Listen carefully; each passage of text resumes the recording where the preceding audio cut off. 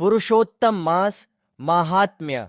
पुराणों में अधिक मास अर्थात मलमास के पुरुषोत्तम मास बनने की बड़ी ही रोचक कथा है। उस कथा के अनुसार 12 महीनों के अलग अलग स्वामी हैं, पर स्वामी विहीन होने के कारण अधिक मास को मलमास कहने से उसकी बड़ी निंदा होने लगी। इस बात से दुखी होकर मलमास श्रीहरि विष्णु के पास गया और उनसे अपना दुख रोया। भक्तवत्सल श्रीहरि उसे लेकर गोलोक पहुंचे। वहां श्रीकृष्ण विराजमान थे। करुणा सिंधु भगवान श्रीकृष्ण ने मलमास की व्यथा जानकर उसे वरदान दिया, अब से मैं तुम्हारा स्वामी हूं। इससे मेरे सभी दिव्य गुण तुम में समाविष्ट हो जाएंगे। मैं पुरुषोत्तम के नाम से विख्यात हूं और मैं तुम्हें अपना यही नाम दे रहा हूं। आज से तुम मलमास के स्थान पर पुरुषोत्तम मास के नाम से जाने जाओगे। शास्त्रों के अनुसार हर तीसरे साल सर्वोत्तम अर्थात पुरुषोत्तम मास की उत्पत्ति होती है। इस मास के समय जप तप दान से अनंत पुण्यों की प्राप्ति होती है। इस मास में श्री कृष्ण, श्रीमद् भगवद गीता, श्री राम कथा वाचन और विष्णु भगवान की उपासना की जाती है। इस माह उपासना करने का अपना अलग ही महत्व है। इस माह में तुलसी अर्चना करने का विशेष महत्व बताया गया है। पुरुषोत्तम मास में कथा पढ़ने सुनने से भी बहुत लाभ प्राप्त होता है।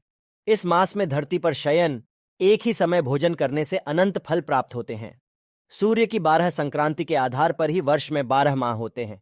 प्रत्येक 3 वर्ष के बाद पुरुषोत्तम माह आता है। पंचांग के अनुसार सारे तिथिवार, योगकरण, नक्षत्र के अलावा सभी मास के कोई न कोई देवता स्वामी हैं, परंतु पुरुषोत्तम मास का कोई स्वामी न होने के कारण सभी मंगल कार्य, शुभ और पितृ कार्य वर्जित माने जाते हैं। दान, धर्म, पूजन का महत्व शास्त्रों में बताया गया है कि यह माह व्रत, उपवास, दान, पूजा, यज्ञ, हवन और ध्यान करने से मनुष्य के सारे पाप कर्मों का क्षय होकर उन्हें कई गुना पुण्य फल प्राप्त होता है।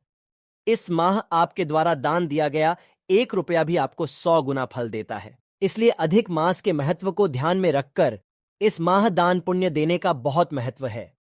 इस माह भागवत कथा, श्री राम कथा श्रवण पर विशेष ध्यान दिया जाता है।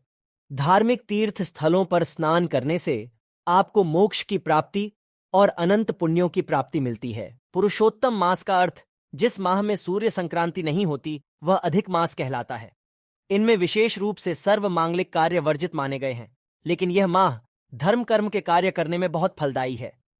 इस मास में किए गए धार्मिक आयोजन पुण्य फलदायी होने के साथ ही ये आपको दूसरे माहों की अपेक्षा करोड़ गुना अधिक फल देने वाले माने गए हैं। पुरुषोत्तम मास में दीपदान, वस्त्र एवं श्रीमद्भागवत कथा ग्रंथ दान का विशेष महत्व है।